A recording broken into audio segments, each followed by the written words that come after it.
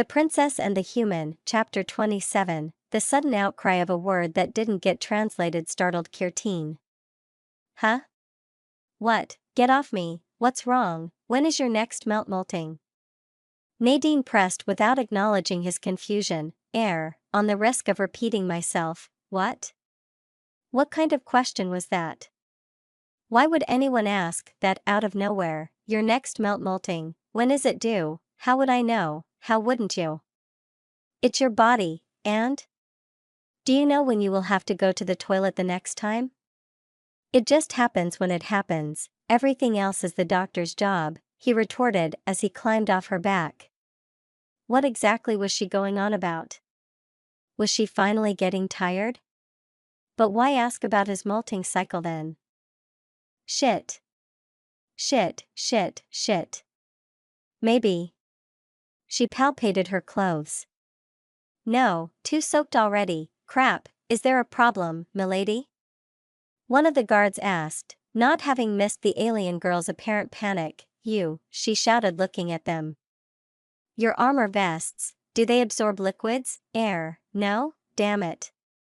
What else could we?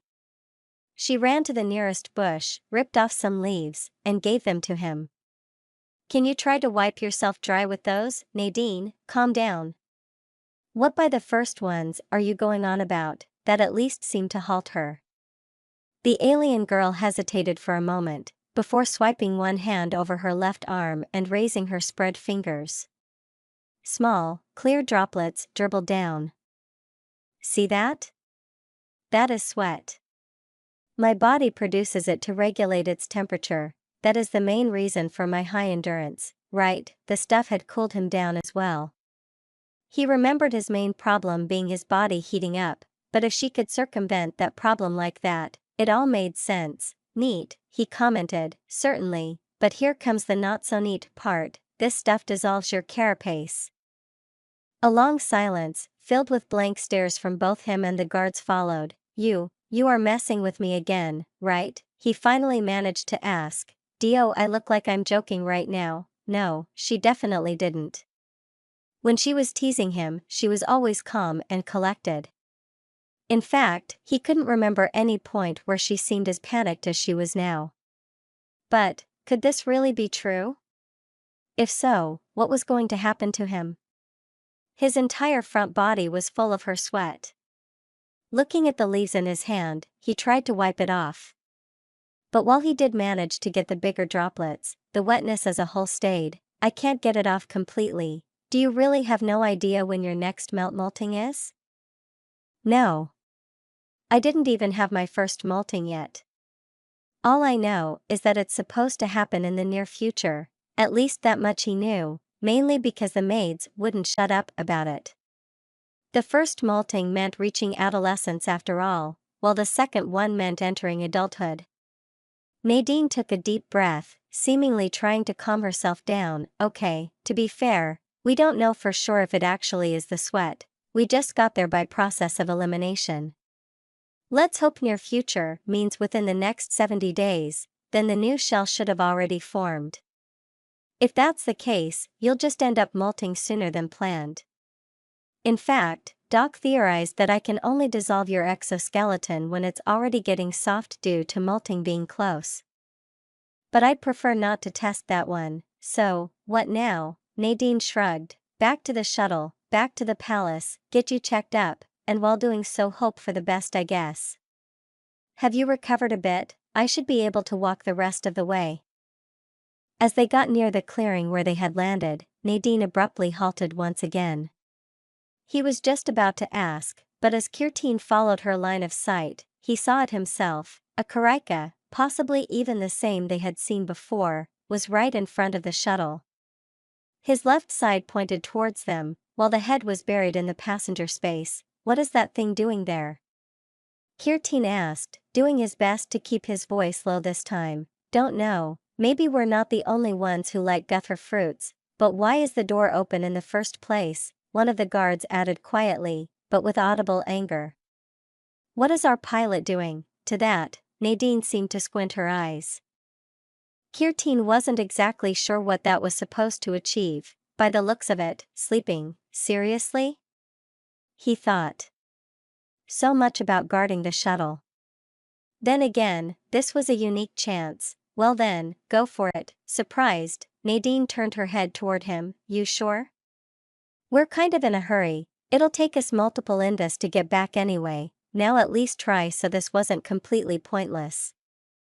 I don't feel any different. I'm probably fine anyway. Huh, did he really just say that? He hadn't really thought about his words, but in retrospect, it didn't really sound like him. After a moment, Nadine nodded before turning to the guards. I know I said I'll do it myself, but if I don't hit right, I might just wound it. In that case, please finish it off. I don't want to cause it to unnecessarily suffer. She then pulled the boomerang out of her scabbard and slowly edged closer toward the Karika. However, she was still over 100 lines away when she stopped. Despite their situation, the only thing Kirteen felt at the moment was curiosity. After having held it himself, he was intrigued to see how the fancy stick was supposed to kill such a large animal. It was an open field, so she clearly didn't plan to just drop it on its head. But what else could she do? Especially considering how far away she still was. She had shown him how to use it, sure, but he apparently had made something wrong. However, she had never told him what it was supposed to look like, only that ideally, she needed to hit the head or neck. The former was impossible right now as the head of the creature was inside the shuttle, but a bit of neck was still visible, seemingly unfazed by the still large distance to her prey. Nadine assumed the same pose she had taught him and held it for a moment. Then, like a spring that was wound up to its maximum let loose, her arm snapped forward and let go of her weapon. The boomerang shot forward, spinning so fast it almost looked like a disc. In an instant, it had bridged the distance. But the alien girl's aim had been off. Instead of the neck, she only managed to hit the loin, not that it mattered. With a force that rivaled a stationary kinetic gun, the weapon smashed into its target. The blunt impact was so brutal that the Karika's body around the point of collision burst open, causing its blood to splatter against the hull of the shuttle. With a loud cry, the large animal stumbled back, but his body no longer had the integrity necessary to support its own weight. With an ugly cracking sound, it fell on its side, causing the tear in its loin to rip open further.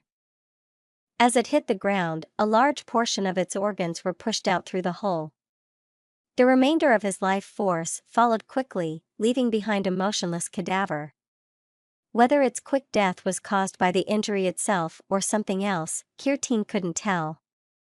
Thinking straight, in general, had become difficult. He just stood there frozen and stared motionlessly at the scene. The very same was true for the guards left and right of him, and even Nadine herself. However, the alien girl seemed to regain her composure quicker than him.